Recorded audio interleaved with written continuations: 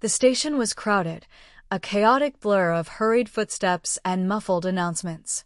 I was already late, my heart hammering against my ribs as I fumbled for my train ticket. That's when it happened. My phone slipped from my sweaty palm, clattered onto the concrete platform, and skidded to a stop near a pair of worn-out boots. Before I could even react, a weathered hand, etched with deep lines and adorned with simple silver rings, reached down and picked it up.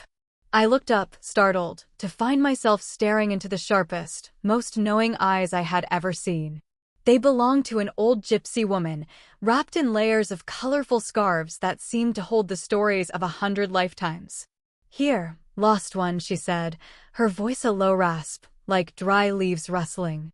As she pressed the phone back into my palm, her fingers were startlingly icy, a shocking contrast to the warm summer evening. I managed a breathless, "Thank you so much," and was about to turn and bolt for my train when her other hand shot out and gripped my wrist. Her grip was surprisingly strong. "Don't board the train," she whispered, her intense gaze locking onto mine. "Go home. Hide in the closet. Don't ask. You'll understand later." I almost laughed in her face.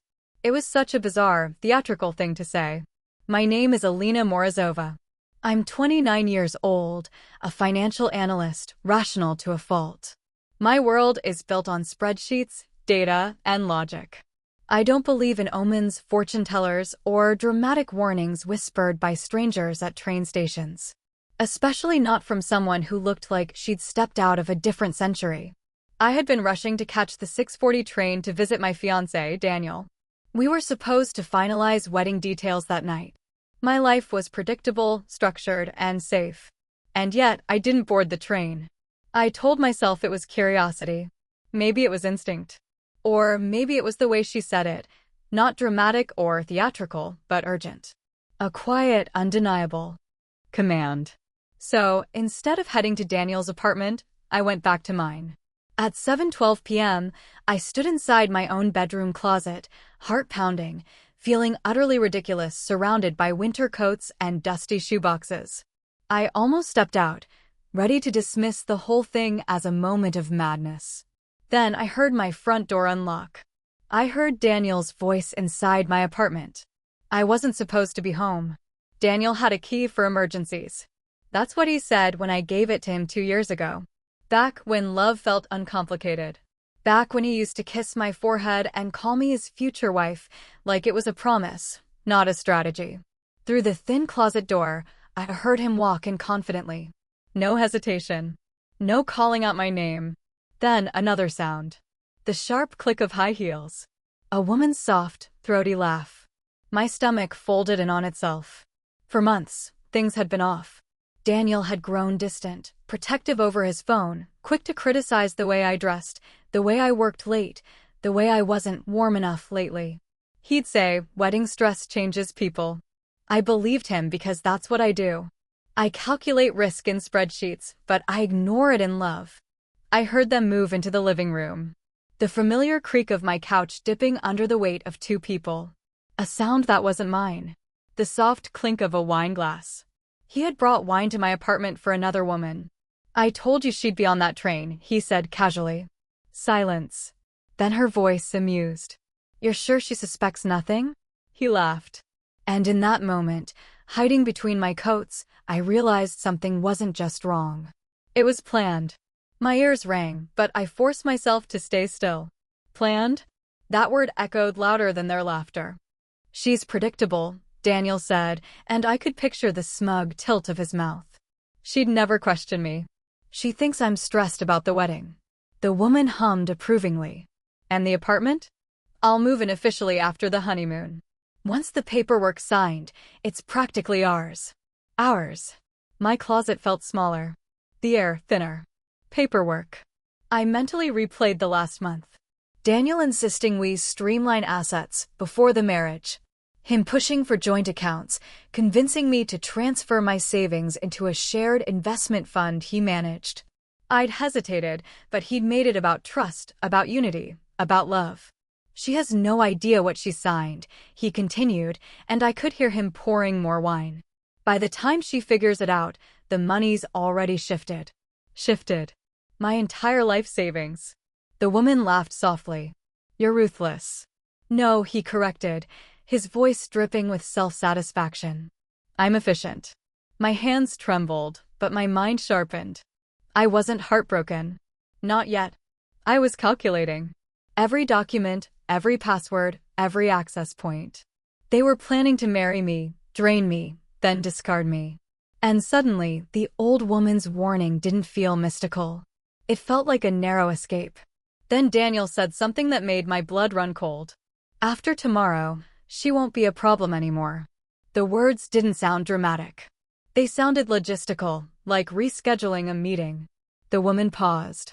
You're sure about the timing? Daniel exhaled slowly. She'll be on the 6:40. I told her to take it because traffic's unpredictable tonight. There's construction near the bridge. The bridge? My throat tightened. That train line had been in the news for weeks. Delayed maintenance, faulty signaling systems. A perfect recipe for disaster. Daniel had insisted I take it instead of driving. He'd even checked the schedule for me. You're not worried? The woman asked. He chuckled, a low, ugly sound I'd never heard from him before. It's not like I'm pushing her. Accidents happen. Accidents. I felt the air leave my lungs. He wasn't just planning to steal from me. He was positioning himself for something worse. A tragic fiancé, a grieving partner, insurance policies, sympathy, clean hands. I remembered signing that life insurance update last month. He'd said it was responsible before marriage. My knees nearly gave out. From the living room, glasses clinked again. To new beginnings, the woman said. To freedom, Daniel replied. And inside that dark closet, surrounded by my winter coats, something inside me didn't shatter. It crystallized. They thought I was predictable. They thought I was already gone. They had no idea I was standing 10 feet away, alive, listening, and no longer in love. I didn't burst out of the closet. I didn't scream. I didn't confront them. I stood there, breathing slowly, letting the shock burn through me until it turned cold. Daniel thought I was on that train. He thought I was hours away from being a headline, or at the very least, legally cornered and financially drained. He had already moved on emotionally, strategically, and probably legally. Good. That meant he was comfortable. Comfortable people make mistakes. I waited until I heard the bedroom door open. My bedroom. Their footsteps. The soft, sickening thud of my mattress shifting under their weight. I quietly unlocked my phone. Not to call the police. First, to record audio. Then video. Just a crack through the closet door. Enough to capture faces, voices, the wine, the intimacy in my space. Evidence. I sent copies to a private cloud folder Daniel didn't know existed. One he had once mocked me for keeping. You and your backups, he teased. Yes, I thought, my fingers moving with cold precision. Me and my backups. When I heard the sound of the shower running, I slipped out silently. Barefoot. Heart steady. I grabbed my laptop. External drive, passport, and the folder of signed documents from my desk. By the time they realized I'd been home, I would already be rewriting everything. They thought tomorrow would erase me. They were wrong. Tomorrow would expose them. I didn't sleep that night.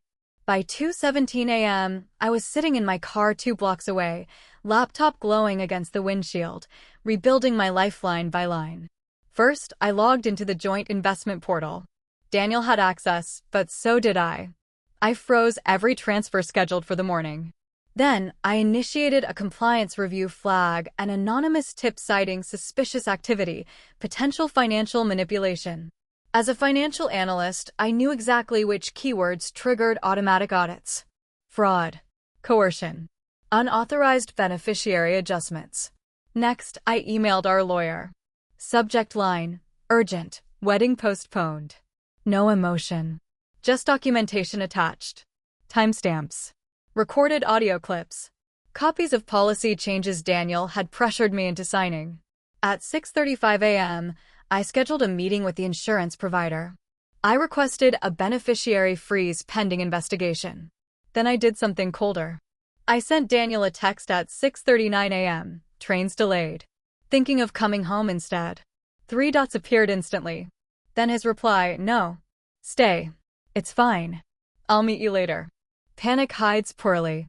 At 7:05 a.m., I uploaded an edited version of the video, blurred for legality, clear enough for truth, to a private link and sent it to one more person, Daniel's mother. The caption read simply, "Ask your son about the 6:40 train." Then I turned my phone off and waited for the collapse. My phone exploded back to life at 9:12 a.m. 37 missed calls. 22 from Daniel. 5 from his mother. 3 from our lawyer. And one voicemail that I played twice. Alina. Daniel's voice wasn't calm anymore. It wasn't efficient. It was unraveling. What is this? Why did my mother just call me crying? Why is the bank freezing the account? What did you do? I didn't answer. I watched. By noon, the compliance department had formally suspended all transfers pending investigation.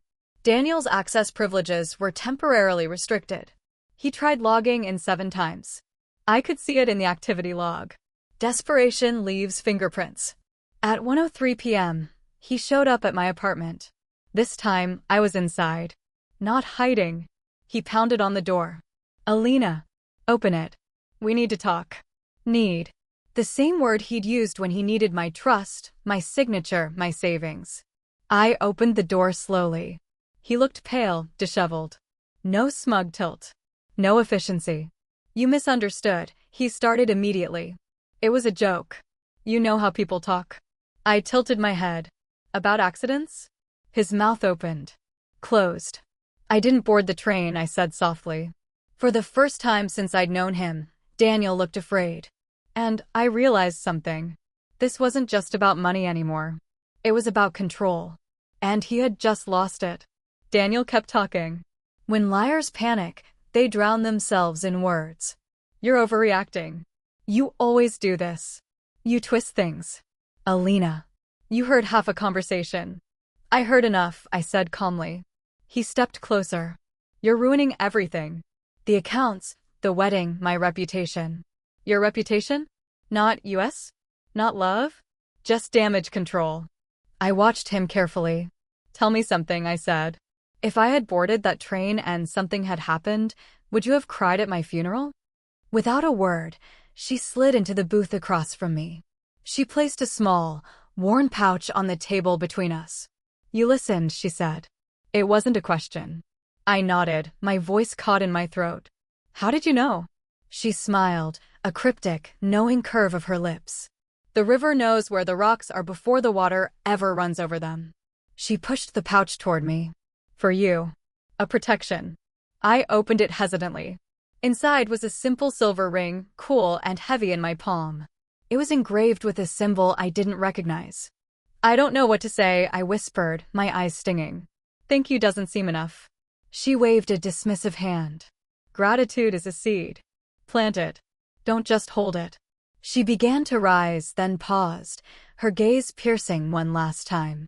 You rebuilt your life line by line. Good. But remember, Alina Morozova, some lines aren't meant to be straight. The detours save us. And just like that, she was gone. Melting into the pre-dawn darkness, as if she had never been there at all. I looked down at the silver ring in my palm.